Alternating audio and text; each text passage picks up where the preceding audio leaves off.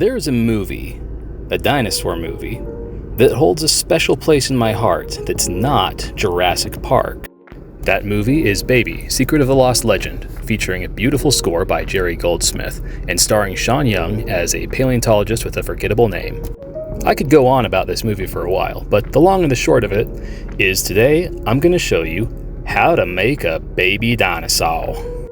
The first step, of course, was to sculpt the baby brontosaurus in Nomad Sculpt. Once I finished sculpting it, I exported the STL and printed it on the 3D printer. I printed it in a dark gray color, which gave me a good place to start for a gray dinosaur. After pulling it off the printer, it still had a few supports in its mouth, so I'll just clean those out. Then paint the inside of the mouth in a pinkish fleshy color.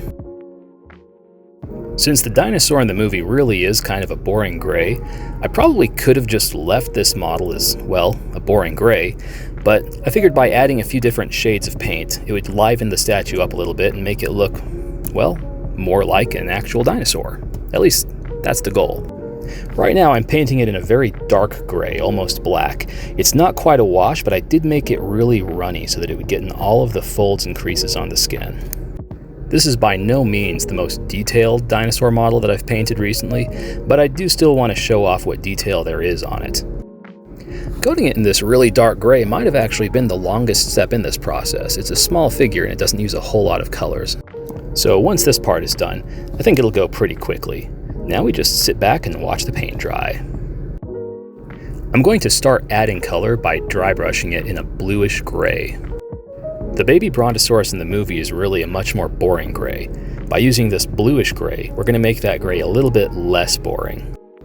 After the dark bluish gray, I went in with dark granite. With each subsequent layer of dry brushing, I'm lightening up my paint just a little bit. I'm using country gray, which is a very light gray, to do that. Eventually, it's going to have a much lighter gray along the back, and that's going to fade into a darker gray for the body. And then, when we get to the underbelly, that's when it's going to get a little bit more interesting. Not super interesting because it's still gray, but a little more interesting.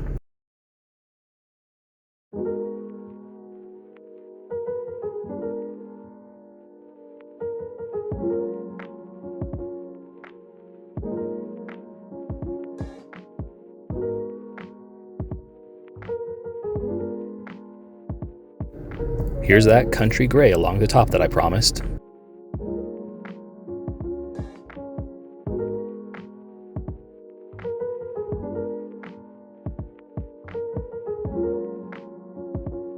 And here's where it gets slightly interesting.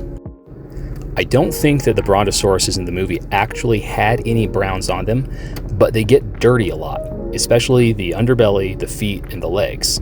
So to kind of reflect what we see in the movie, I'm going to paint the belly and the bottoms of the feet in territorial beige, and then I'm going to fade that upwards. I don't think that the brontosauruses in the movie actually had any brown paint on them, but this really is going to make the model look a lot more lively and a lot less boring, because as much as I do love gray, gray is a great color, don't get me wrong, gray might even be my favorite color. There's just not a whole lot going on with gray. I'm honestly not even sure if the toenails were painted on the dinosaur in the movie either, but I paint toenails, so that's what we're going to do. Now that the baby brontosaurus has had its pedicure, we're going to go in with some antique parchment, and I'm going to paint the teeth and the eyes.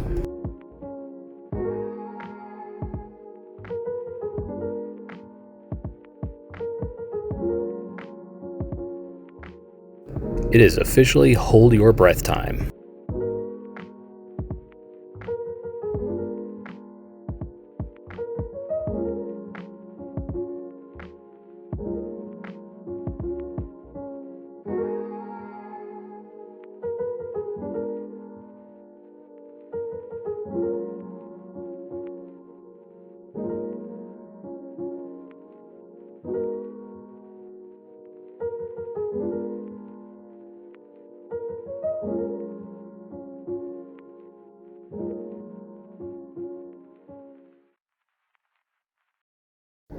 Once the white on the eyes dries, I'm going to go in with some color shift green.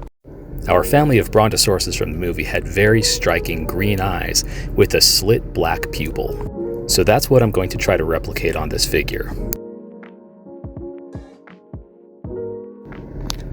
With the pupils done, this baby dinosaur is officially finished. Hope you guys like it. I know I do.